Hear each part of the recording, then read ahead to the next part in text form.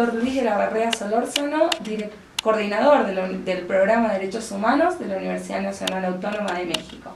Muy buenos días. Antes de arrancar, le quisiera agradecer en nombre de la revista de Interés Público por cedernos un poco de su tiempo para esta entrevista. Todo lo contrario, yo soy el que lo agradezco, es un gusto. Primeramente quisiéramos consultarle respecto a la génesis del programa y los objetivos del mismo. Quisiéramos saber cómo nace y cómo se inserta institucionalmente el Programa Universitario de Derechos Humanos y cómo se vincula con la Facultad de Derecho. En un principio, el doctor Jorge Carpizo, que fue rector de la universidad, que fue el primer presidente de la Comisión Nacional de Derechos Humanos, el presidente fundador, reunió un grupo de académicos para trabajar el tema de seguridad y justicia en un Estado de Derecho democrático. Ese era el tema al que nos convocó. Se organizó una gran conferencia internacional, vinieron especialistas de diferentes países, de América Latina, de Europa, a discutir sobre este tema específicamente, seguridad y justicia. Luego nos reunimos, los académicos convocados por el doctor Carpizo, para plantear qué debía hacerse en México para mejorar la seguridad y la justicia. Hay que entender que en México tenemos una gravísima crisis de inseguridad pública. México ha duplicado, triplicado su tasa de homicidios dolosos en los últimos 2 lustros, y por otra parte tenemos un muy serio problema de justicia penal, con un ministerio público sumamente ineficaz, que logra consignar ante los jueces a menos de 2 de cada 10 presuntos homicidas dolosos. Entonces ese era el tema que nos convocó. Hacemos el estudio de lo que se discutió en esa conferencia internacional y elaboramos un documento que hace propuestas al Estado para mejorar la situación en el tema, y hay una serie de compromisos que asume la universidad. Y un compromiso es crear un programa de derechos humanos que ponga especial énfasis en los temas de justicia y seguridad. Entonces, el programa nace principalmente por este tema de justicia y seguridad, en el entendido de que tanto la seguridad pública como la justicia penal, como el acceso a la justicia, la recta procuración de justicia, la eficaz procuración de justicia, son derechos humanos. Se me designa como coordinador a principios del año 2012, y entonces por primera vez existe en la Universidad Nacional Autónoma de México un programa universitario de derechos humanos. El programa tiene las finalidades de vincular a los académicos que trabajan el tema de los derechos humanos, de difundir los derechos humanos entre las comunidades universitarias y en general en el resto de la población, capacitar servidores públicos en el tema de derechos humanos, difundir los derechos humanos, para lo cual tenemos una revista electrónica de periodicidad mensual que se llama Perseo. Esta periodicidad mensual nos permite dar un seguimiento prácticamente inmediato a todo lo importante, las resoluciones de nuestra Suprema Corte, las resoluciones de la Corte Interamericana, del Tribunal Europeo de Derechos Humanos, los pronunciamientos de Amnistía Internacional, de Human Rights Watch, etc. Y es una revista que tiene peculiaridades muy interesantes porque, a diferencia de las revistas universitarias que tienen una periodicidad semestral, esta es mensual, y entonces es una revista que quiere ser muy ágil, con artículos breves, con noticias muy actuales, etc. Y nace con una clínica jurídica, que en México es una novedad. Las clínicas jurídicas en el país han sido muy pocas. Una muy exitosa ha sido la del CIDE, la del Centro de Investigación y Docencia Económica, que ha llevado casos realmente muy importantes con gran éxito, pero otras clínicas jurídicas han fracasado. Otras clínicas jurídicas han tenido problemas y han desaparecido. Y esta clínica se crea con muy poco personal, con una responsable que es Guadalupe, con un asistente y pasantes de licenciatura, pero también de posgrado, que vienen aquí a prestar sus servicios en forma totalmente gratuita. Se les paga con aprendizaje. En nuestras facultades de Derecho los alumnos pueden graduarse sin ninguna práctica jurídica, y aquí los alumnos, los pasantes, vienen a litigar casos de derechos humanos. Entonces se forman en el aprendizaje, se forman en la promoción, en la asesoría, en el litigio de casos estratégicos de derechos humanos. Eso que usted me comenta respecto a que es un programa universitario, entonces, ¿cuál es la inserción institucional? ¿Con qué otras universidades, otras facultades trabaja o solo con la de Derecho? La gran mayoría de los pasantes de la clínica son pasantes de Derecho, pero hay pasantes de Psicología, de Trabajo Social, de Antropología. Entonces es una clínica que reúne a pasantes de muy diversas disciplinas, y pensamos que en la medida en que los casos lo vayan ameritando podemos contar con colaboradores que provengan de muy diferentes licenciaturas y posgrados, de arquitectura, de ingeniería, de medicina, etc. ¿Y usted cuál me podría definir que son los objetos del programa y a través de qué proyectos se desarrollan esos objetivos? Bueno, mencionaba los objetivos de difundir los derechos humanos, de litigar en algunos casos que consideramos muy relevantes de la materia, y también tenemos el objetivo de la investigación. Y ahí yo desde el principio pensé que debíamos investigar los temas álgidos de derechos humanos de México. Entonces hemos trabajado el tema muy doloroso de los migrantes que cruzan el país rumbo a Estados Unidos en pos de la tierra prometida, y que en México son víctimas del crimen organizado, y entonces la travesía les puede resultar sumamente desastrosa, pueden perder la vida, pueden sufrir gravísimos daños.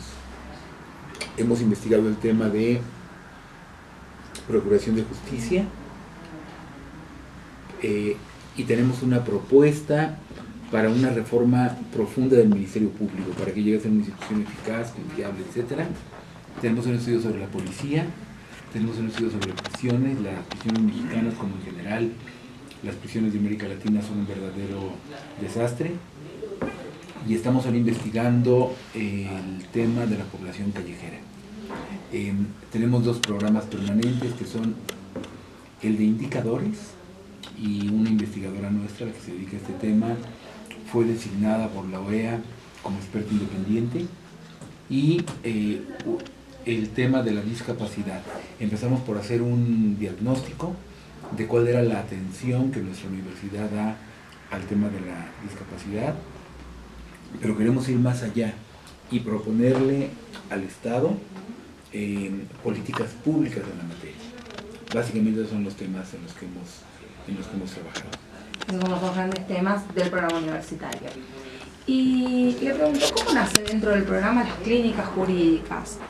Desde que me hace la invitación para formar el programa, yo pienso que debemos tener una clínica y que debemos tomar las mejores experiencias que haya habido en el mundo en materia de clínicas, en el mundo y en el país. Hay quien lo veía con mucho escepticismo o con mucho pesimismo por el destino que han tenido las clínicas en México, pero yo pensé que aquí teníamos posibilidades de armar una clínica. La clínica funciona con pocos recursos. Mencioné ya que hay una responsable y una asistente, y los pasantes voluntariamente vienen a prestar sus servicios. Desde el principio asumimos el criterio de no sacrificar nunca la calidad por la cantidad. Es decir, no llenarnos de casos que no podamos atender con todo profesionalismo, con toda eficiencia. Entonces, la clínica lleva pocos casos, pero los lleva con todo profesionalismo, y hemos tenido satisfacciones profesionales importantes en los litigios y en las asesorías en las que hemos podido participar. Y respecto a la conformación de las clínicas, ¿cómo se toman las decisiones vinculadas, por ejemplo, a la elección de los coordinadores de las clínicas? ¿Cómo, por ejemplo, qué grado de autonomía tienen para la elección de los casos? ¿Cuáles son los criterios que el programa, si es que les define algún criterio para la selección de los casos? Yo designé al responsable de la clínica libremente, sin ninguna injerencia, ni siquiera del rector, ni siquiera del director de la división de humanidades. Fue una decisión mía, y los casos también los seleccionamos con toda libertad, no tenemos ahí ninguna limitación. Hubo un caso muy interesante de una mujer que, trabajando en un centro que defiende derechos de las mujeres, fue víctima de hostigamiento sexual, y las agrupaciones, las ONGs de mujeres no la querían defender porque recibían financiamiento de esta institución, y aquí la defendimos con éxito. Entonces tenemos una plena libertad para elegir los casos. Los criterios para elegirlos son, primero, que veamos que hay un tema de derechos humanos, que estén involucrados derechos humanos. El caso puede ser individual o puede ser colectivo. Y en segundo lugar, que el momento en que se nos plantea el caso es un momento en que tengamos la posibilidad material de atenderlo bien, que no estemos saturados. Si estamos saturados, remitimos al interesado a otras instancias, ¿no?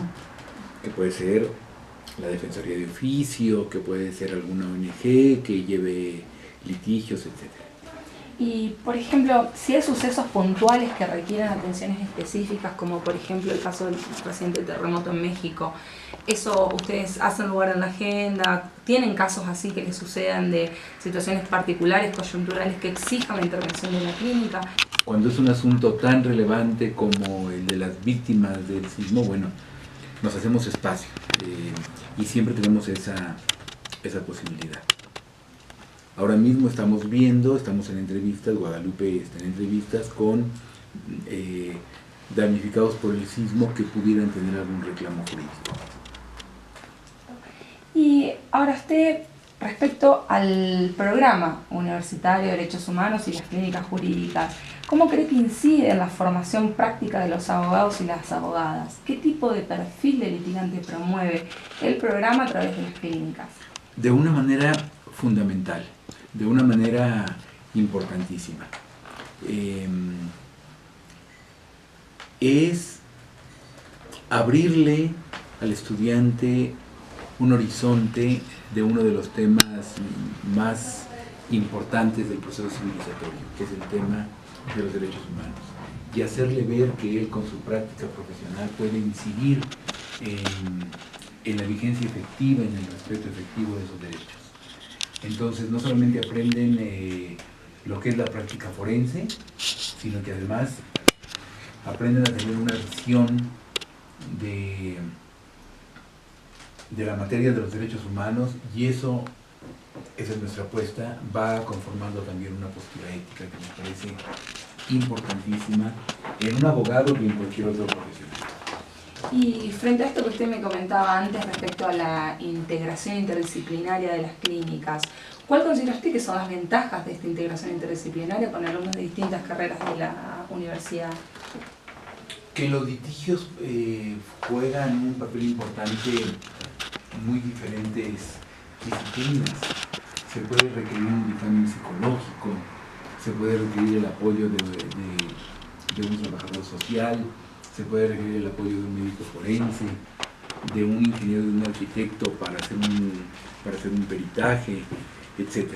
Entonces, es muy importante además que se rompa con ese aislamiento este aislamiento absurdo, injustificado entre las profesiones, y que haya este diálogo entre abogados y otros profesionales, y que vean que pueden trabajar por un objetivo común que tiene que ver con el triunfo en algún caso específico de los derechos humanos.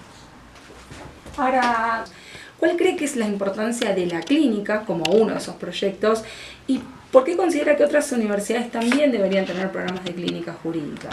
Debería haber una clínica jurídica en todas las universidades, en todos los centros de educación superior donde se imparta la carrera de Derecho, por la formación que adquieren los estudiantes, los pasantes que trabajan en la clínica, y porque el tema de los derechos humanos atraviesa todas las materias. Entonces, todas las materias deben estar siempre con la vista en la prioridad de que se defiendan, de que se promuevan, de que no se violen los derechos humanos, cualquiera que sea la materia. Yo le quería consultar respecto a los desafíos del programa, tanto en materia general para el programa en sí, como en materia específica para las clínicas dentro del programa. El programa tiene un personal mínimo, es un equipo muy corto, muy poco numeroso de gente que trabaja aquí. No tenemos una sola plaza académica para un investigador. Para nuestros proyectos, para nuestras investigaciones, tenemos que contratar por hora determinada algún investigador. Y lo importante es que contemos con los mejores investigadores, con los más sólidos, con los más comprometidos, y que nuestras investigaciones tengan el propósito de incidir en la realidad. Ese es otro de los objetivos que yo me planteé desde el principio. Tenemos en la UNAM un instituto de investigaciones jurídicas sumamente prestigiado internacionalmente, que hace investigaciones muy serias sobre todos los temas jurídicos, incluido por supuesto el de derechos humanos. Yo me planteé que nuestro programa debía hacer aquellas investigaciones de problemas muy álgidos del país en materia de derechos humanos y que tuvieran la posibilidad de incidir en la realidad. Nosotros no tenemos la posibilidad de ejecutar las políticas públicas, pero sí la de proponerlas. Esas propuestas pueden incidir en la realidad, es decir, las autoridades, los destinatarios de las propuestas las pueden asumir o no, pero eso no depende de nosotros.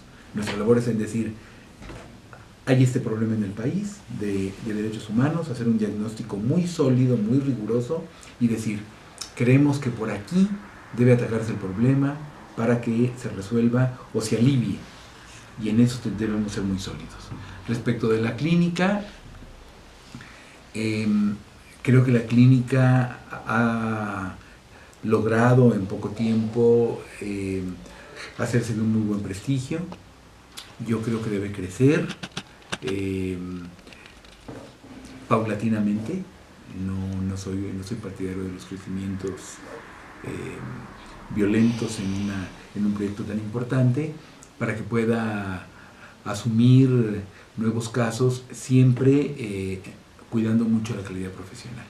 Lo último que le quería consultar, pero creo que también está vinculado con lo que usted me venía relatando, ¿cómo es la relación del Programa Universitario de Derechos Humanos con otros actores? Usted me comentaba que tienen vínculos con el Instituto de Investigaciones de la UNAM, pero con otros actores externos a la universidad, como por ejemplo ONGs o instituciones públicas como los ministerios públicos. ¿Cuál es la vinculación del programa universitario? A través de los casos que estamos llevando o que hemos llevado, hemos tenido vínculos muy importantes con organizaciones de la sociedad civil interesadas, involucradas en los mismos temas, en el tema de migrantes, en el tema de personas con discapacidad, específicamente, por ejemplo, en el tema autismo.